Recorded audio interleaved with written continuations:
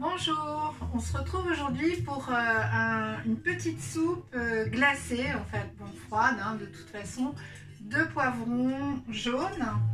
Donc pour ça, j'ai préparé, pour pas que ça aille trop vite, parce que hier, en fait les vidéos, dès qu'elles passent 10 minutes, voilà, j'arrive quasiment pas à les télécharger dans la journée.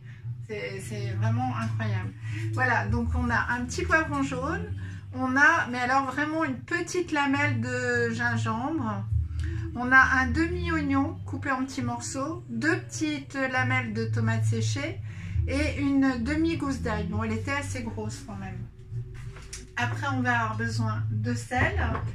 J'ai préparé la tapenade pour vous montrer en décoration, en fait, la tapenade qu'on a fait l'autre jour.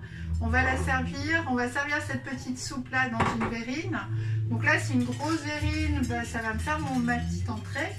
Et sinon ça peut être des toutes petites verrines aussi, c'est parfait. Donc du poivre, ah non celui-là il est vide, voilà, hop. Et puis de l'huile de sésame grillée toujours, une petite pointe de curry et un petit peu d'huile de coco qui est au soleil et voilà, qui va arriver le temps que je vais être tout dedans. Donc voilà, on met tout simplement tout dans le blender et ça va être comme l'autre jour pour le smoothie à la mangue. C'est-à-dire qu'en fonction du jus, des légumes ou du légume ou du fruit, en fait, on peut avoir besoin de mettre de l'eau ou pas. Donc ça c'est la petite surprise en fait dès qu'on fait ça pour voilà, donc ma petite cuillère. Alors on va mettre une petite, voilà, une demi-cuillère, hop, je vous montre, demi-petite, oui, un tiers de cuillère même de sel. Donc moi j'aime jamais trop salé. On va mettre un, hop, voilà, on saupoudre de curry. On met alors 2 cuillères à soupe d'huile de sésame grillée et je vais chercher l'huile de coco.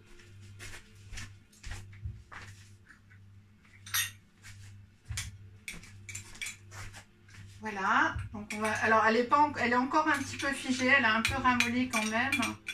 Enfin, je viens juste de la mettre. Voilà, je me suis décidée à aller faire des courses et je voulais faire la recette avant d'aller faire les courses. Donc je me suis décidée un petit peu rapidement. Voilà, donc on prend tout dans le blender. On va commencer à faire tourner.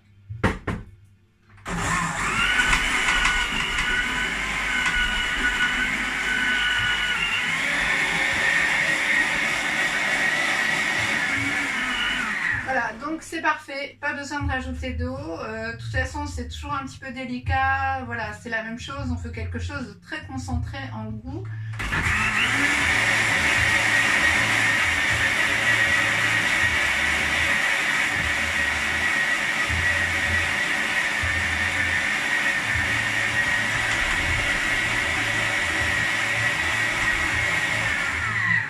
J'insiste un petit peu parce que bien sûr j'ai pas mon super blender professionnel que j'ai dans ma société, donc c'est un tout petit peu plus long.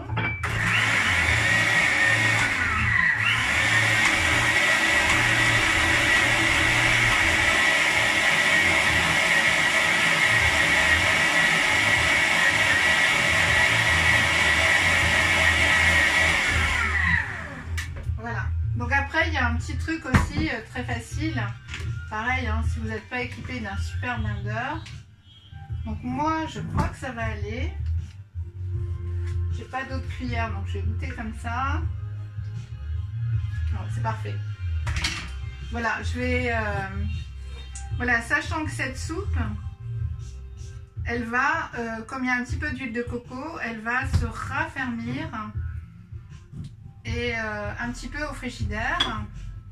Et il suffira de rajouter une noisette de tapenade au-dessus.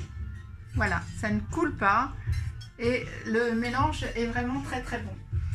Voilà, donc c'était un exemple de soupe crue. Et voilà, oui, ce que je voulais vous dire, c'était que si il vous reste quelques morceaux, en fait, tout simplement, vous le passez à la passoire. Voilà, comme ça, et avec une cuillère. Et en tournant, bon, c'est un petit peu plus long, et ça va manquer un petit peu de fibre pour moi, mais bon, c'est toujours faisable.